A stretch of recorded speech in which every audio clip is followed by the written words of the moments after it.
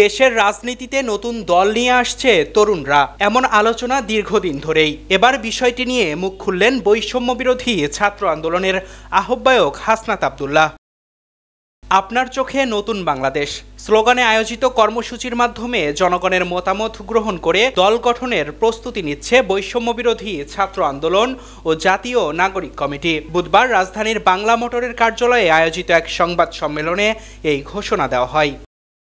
সংগঠন দুটির নেতারা জানান, নতুন রাজনৈতিক দল সম্পর্কে জনগণের মতামত জানতে প্রায় 1 লাখ জনমত সংগ্রহ করা হবে। পাশাপাশি দলটির নাম ও প্রতীক প্রস্তাব দেওয়ার জন্য সাধারণ মানুষকে আহ্বান জানানো হচ্ছে। তাদের মতে, বাংলাদেশের রাজনৈতিক ইতিহাসে এত বড় পরিসরে জনমত সংগ্রহের উদ্যোগ এটি প্রথম। এ সময় হাসনাত আব্দুল্লাহ বলেন, আসল পরিবর্তন শীতাতপ নিয়ন্ত্রিত অফিসগুলোতে ঘটে না। এ কারণেই আমরা মাঠে আছি, কৃষকদের সাথে আছি, রিকশা চালকদের কথা শুনবো এবং বিরতির সময় পোশাক শ্রমিকদের কথা শুনবো। এই দল ওপরে থেকে নয়, জনগণের মধ্য থেকে উঠে আসবে। সংবাদ সম্মেলনে জানানো হয়, ডিজিটাল ও অফলাইন উভয় পদ্ধতিতে অংশগ্রহণের সুযোগ রাখা হয়েছে।